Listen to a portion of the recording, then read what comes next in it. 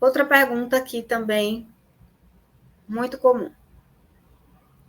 Deu um estalo no meu joelho e eu não consigo dobrar o joelho porque dói muito atrás.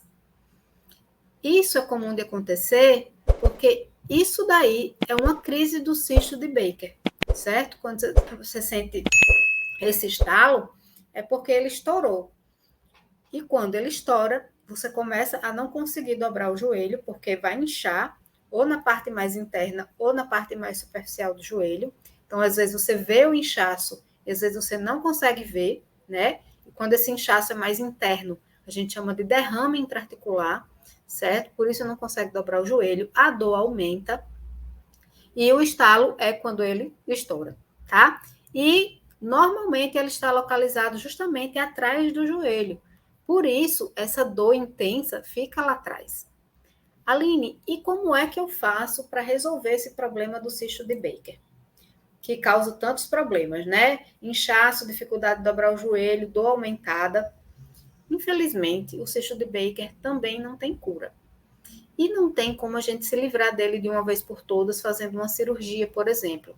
Se o médico vai, abre o seu joelho, tira o cisto, daqui a um mês ele pode estar lá de novo, ele pode se formar de novo. E esse é um problema que é sazonal. O cisto pode se formar e desaparecer sozinho. Ele pode se formar, ficar ali no seu joelho e você não sentir nada. Ele pode se formar e estourar, e aí aconteceu o que aconteceu com esse relato aqui. Deixa eu ver se eu consigo ver o nome da pessoa que falou.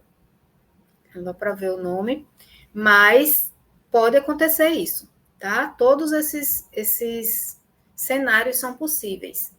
Não tem também como a gente impedir que ele estoure, como a gente prevenir que você entre em crise por causa do cisto. Tem gente que tem cisto e sabe que tem gente que tem o cisto e não sabe que tem ele.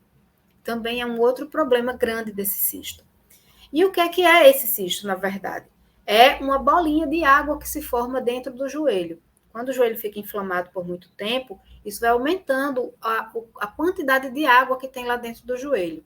Uma água que é insalubre, não é o líquido sinovial que é bom para o joelho. É uma água insalubre vinda de um processo inflamatório, digamos assim. E aí, esse acúmulo de água vai fazendo com que essa bolinha se forme, e uma hora essa bolinha de água pode estourar. E aí esse líquido que estava presinho lá, né, delimitado, acaba se espalhando pelo joelho e causando todo esse problema. Então, se não dá para curar, não dá para impedir que ele estoure, o que é que dá para fazer? Dá para tratar os sintomas, o que ele causa.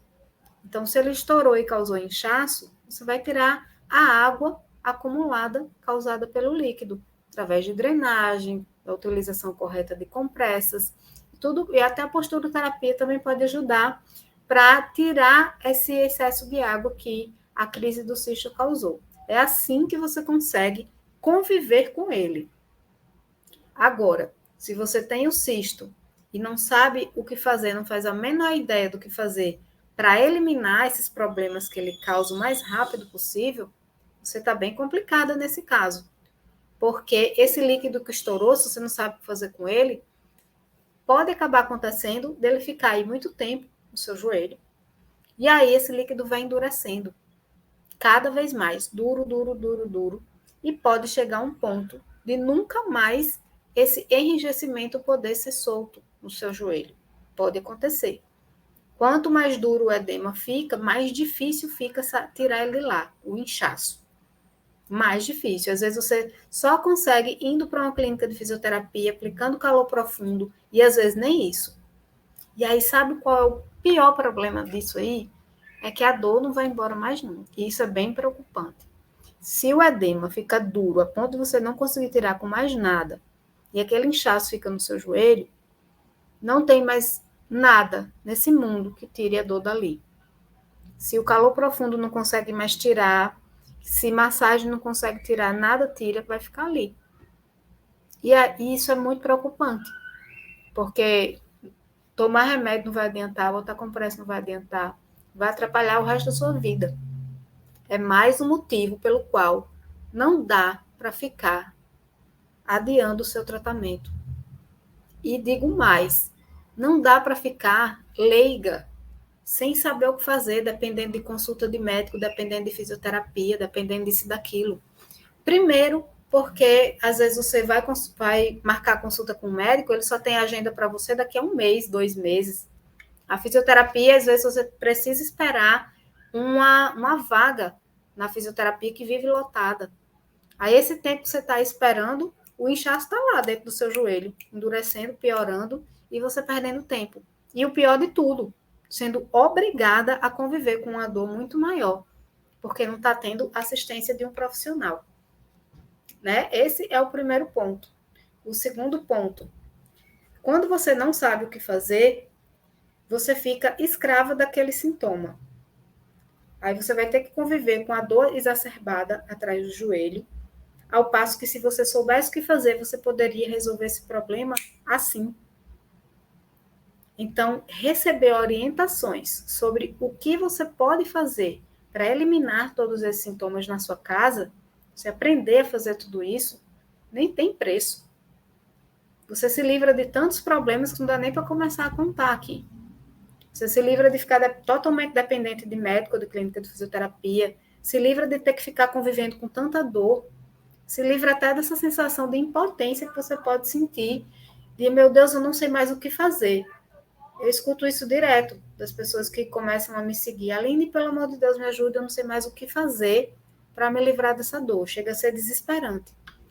Então, a partir do momento que você aprende o que fazer, faz uma diferença gigantesca na sua vida, até no seu estado psicológico. Então, pensa nisso, que o tratamento presencial nem sempre é a melhor solução. Num caso como esse, é muito melhor que você já saiba o que fazer em casa assim que a crise começar. Aí depois, se precisar, aí você vai procurar uma ajuda adicional no presencial, na fisioterapia, com o médico e tal. Mas tem muita coisa que dá para você resolver em casa na hora. E acho que isso realmente não tem preço no mundo, né? Eu realmente, quando caí, né, aquela história que eu já contei para vocês, mas para quem ainda não sabe, eu levei uma queda muito feia, machuquei muito feio o meu joelho, ficou da pior forma que poderia, e foi no meio da pandemia, não tinha como ir para a clínica de fisioterapia, não tinha meus aparelhos, e eu agradeci muito a Deus. Vou até abrir meu coração aqui para vocês. Eu agradeci muito a Deus todo santo dia, porque eu sabia o que fazer para ficar boa do meu joelho. Eu fui elaborando o tratamento bonitinho, sabendo exatamente o que eu estava fazendo. E aí eu fiquei pensando, meu Deus, se eu fosse leiga, se eu não soubesse de nada, como que eu ia ficar sofrendo meses e meses e meses e podia até conseguir um problema como esse, do edema ficar duro a ponto de eu não conseguir mais tirar ele de lá. E aí ia ficar o resto da vida com dor. Então, você saber o que fazer não tem preço mesmo.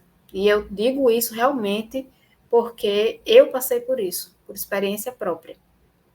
E recomendo que você queira aprender também. É para isso justamente que eu estou aqui, para que você tenha essa oportunidade que eu também tive, de saber o que fazer para ficar boa do joelho e voltar à vida normal, tá? Esse vídeo foi um corte do programa Fique Boa do Joelho com a Aline. Se você quer assistir ele completo, clica no vídeo que vai estar aqui do lado e não esquece de se inscrever no canal.